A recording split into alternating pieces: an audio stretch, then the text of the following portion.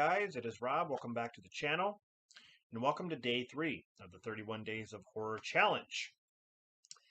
My pick for day 3 is another film that came out in 2006. The other one I reviewed is Hatchet for day 2.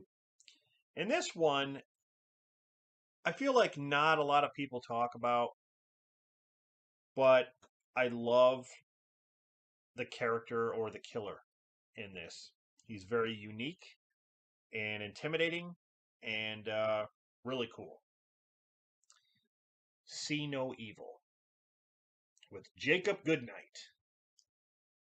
He kind of reminds me of, I guess, an unmasked Jason because, he's bald, he's intimidating looking, he's big built, and I mean, if you put a mask on him, he could honestly, he'd play a good Jason. I think he would. But that's not what they're going for here. It's a very unique story, very unique character. So you have this situation where this cop puts a bullet in Jacob Goodnight's head. And, there's this whole thing that happens in the beginning where you think, okay, they did away with this guy, this killer.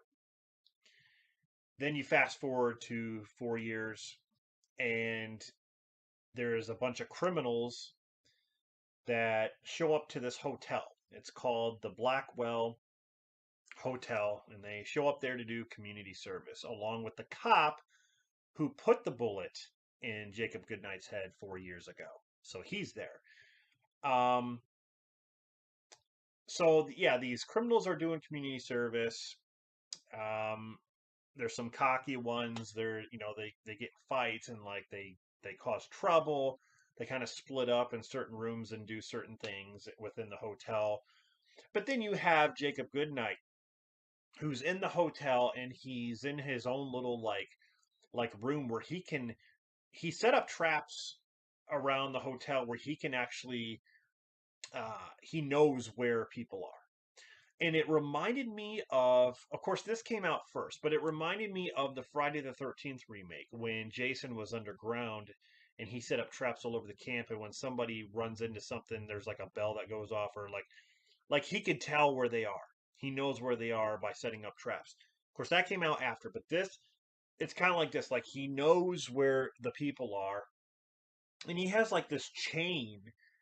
He has like this chain with like this hook on it, which is pretty awesome. I mean, he just walks around with that thing and kills people, and he's really strong. And in Kane, he's played by Kane from the WWE, and Kane is huge and intimidating. He always wore a mask and everything, but without a mask, he looks awesome. He looks so intimidating on screen. He's big and like, oh my god, he has this presence about him.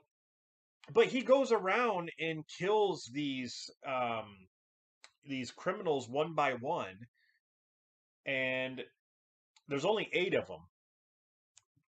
But yeah, he's basically like doing like his mother's bidding in a way, and again, it kind of goes with like the Friday the 13th thing, where Jason's mother was